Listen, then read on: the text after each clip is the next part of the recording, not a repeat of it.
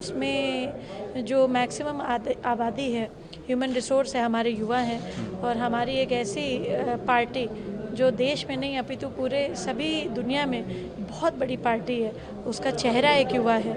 ये हमारे लिए गर्व की बात है। कोडीन कफ सिरप पे योगी आदित्यनाथ पहली बार वो बोले हैं, भी अरेस्ट हुए हैं अभी तक, जो एक्शन लिए गए हैं, जो पता चला है समाजवादी पार्टी का लिंक है, उनके ही लोगों ने ये करवाया है, उनके ही लोगों की गिरफ्तारी हुई है। आदरणीय मुख्यमंत्री जी श्री योगी जी ने जो भी बात बोली होगी प्रेस के सामने, वो बहुत ज़्यादा मुझे लगता है खोज करके ही उन्होंने कुछ बोला होगा और समस्त रूप से तथ्य इकट्ठे करे होंगे, तभी ये बात बोली गई है। अखिलेश यादव जी ने कहा है कि ये कोई पुराना नहीं है, मतलब ये कोई नई बात नहीं है, योगी जी तो ऐसे ही बातें। देखिए, इस प्रकार की बातें अगर किसी भी पार्टी की आती हैं तो डेफिनेटली जो पार्टी के अध्यक्ष होते हैं उनकी नैतिक जिम्मेदारी बनती है कि इस तरीके की वारदातें क्यों हो रही हैं। और कोडीन जो कफ सिरप मामला है वो कोई छोटा प्रकरण नहीं है, बहुत बड़ा प्रकरण है और इसमें जो भी खुलासा होगा वो बहुत बड़ा ही होगा। हाँ, मनरेगा का नाम बदला गया, डिम्पल यादव कह रही हैं ये लोग बस राम का नाम यूज़ करती हैं और बस डेवलपमेंट से कोई मतलब नहीं है, बस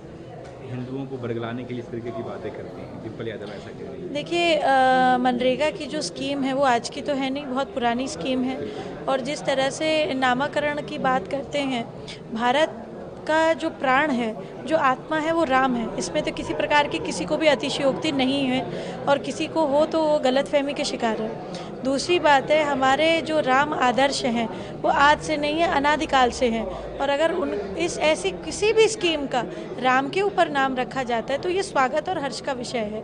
इसमें किसी तरीके की टीका टिप्पणी करने की आवश्यकता किसी को भी नहीं होनी चाहिए, वो चाहे पक्ष हो चाहे विपक्ष हो। और एक ही श्लोक के साथ अपनी बात को समाप्त करती हूँ। आपदा महतारम दातारम सर्वसंपदाम लोकाभिरामम श्री रामम भूयो भूयो नमाम्यम। यानी समस्त रूप से हम सभी आपदाओं में भगवान श्री राम का नाम अंकित करते हैं, अर्पण करते हैं, प्रार्थना करते हैं। हमारी आत्मा, हमारा विश्वास, हमारा संस्कार, हमारी पद्धति, हमारा सब कुछ राम है, आधार है इस देश का और इस बात पे किसी को भी टीका टिप्पणी नहीं करनी चाहिए। संजय सिंह है, आम आदमी पार्टी के एमपी हैं, संसद में काफ़ी मुखर रहते हैं, उन्होंने कहा है कि हराम में भी नाम है। आपको लगता है कि अपमान है? देखिए, इस तरीके की बात जो है ना उनको नहीं करनी चाहिए। वो एक पढ़े लिखे व्यक्ति हैं, एमपी हैं, मेंबर ऑफ पार्लियामेंट हैं और इस तरीके की बात करने से, देखिए राजनीति में इस तरीके की बात करने से कुछ समय के लिए आदमी अपने आप को लाइमलाइट में ले आए या ऐसे लोगों के बीच में चला जाए जो शायद एक पंथ, एक शायद मजहब के हों या ऐसे एक्सेप्टेंस नहीं हो सकती। अगर आपको जो है जिस देश में आप रह रहे हैं, जिसका प्राण और ऊर्जा राम है, उसको आप इस तरह से बात करके बोल रहे हैं तो वो अलंकरण तो है नहीं किसी प्रकार का। आप इस तरीके की बात कर रहे हैं तो आप अपना खुद का संस्कार परिलक्षित करते हैं और हिंदू हैं संजय सिंह जी, इस तरीके की बात करनी नहीं चाहिए उनको। पॉल्यूशन का असर देखने को मिला, मैच जो है वो रद्द हो गया। देखिए, पॉल्यूशन भी एक कारण है बट वहाँ पे फॉग भी बहुत ज़्यादा थी। अचानक से ही 2 दिन से, पिछले 2 दिनों से वहाँ फॉग हो गया। मैं बस इतनी बात कहूँगी, pollution is a national issue and it's an international issue. It should be dealt with मतलब kindness and the effective measures should be taken.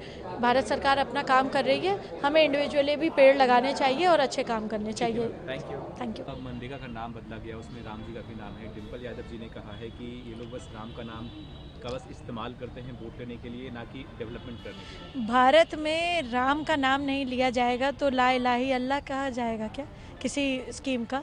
Ram हमारे भारत का आदर्श है, संस्कृति है और विचार है और हमारे यहाँ अगर राम का नाम किसी चीज़ में भी जोड़ा जाएगा तो हमारे लिए गर्व की बात होगी। 2 ही बात कहूँगी, आपदा महतारम दातारम सर्वसंपदाम लोकाभिरामम श्री रामम भूयो भूयो नमाम्यम। ऐसे बयानबाजी क्यों आ रही है? अब संजय सिंह ने भी कहा है कि हराम में भी राम है। ये इस तरीके की बात जो करते हैं ये विभत्स मानसिकता के हैं और मुझे लगता है कि ये जो है ज़्यादा जो है दूसरे जगह पर प्रार्थना पूजन कर रहे हैं।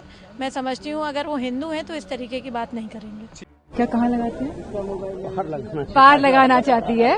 भारतीय जनता पार्टी राम का नाम का प्रयोग करके अपनी नाव को लगाना चाहती है। क्या कहाँ लगाते हैं? पार लगाना चाहती है और हमें और पूरे देश की जनता को, लोगों को, युवाओं को, किसानों को, महिलाओं को राम भरोसे छोड़ना चाहती है।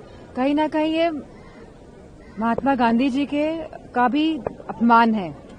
जिस तरह से मनरेगा जो गांव-गांव तक ये स्कीम पहुंची है, तो बेसिकली ये स्कीम के माध्यम से इनको कोई नई बातें नहीं करनी है, इनको खाली अपने प्रचार में प्रसार में राम का नाम का प्रयोग करना है। इस मंशा से इन्होंने ये नाम बदला है, नहीं तो इसका कोई औचित्य ही नहीं था। मैम, आपके सांसद हैं, उन्होंने कहा है कि जो शब्दाग्रह से होते हैं उससे एयर पोल्यूशन फैलता है। सॉरी मैम, एक आपके सांसद हैं, उन्होंने कहा है कि होलिका दहन और सौदाह जो होता है ये एयर पोल्यूशन की वजह है। मैं समझती हूँ एयर पोल्यूशन की वजह दिल्ली एनसीआर में स्पेशली, और क्योंकि पर्यावरण की अगर हम सुरक्षा नहीं करेंगे, अगर हम सीरियसली नहीं रहेंगे तो प्रदूषण की बात आएगी।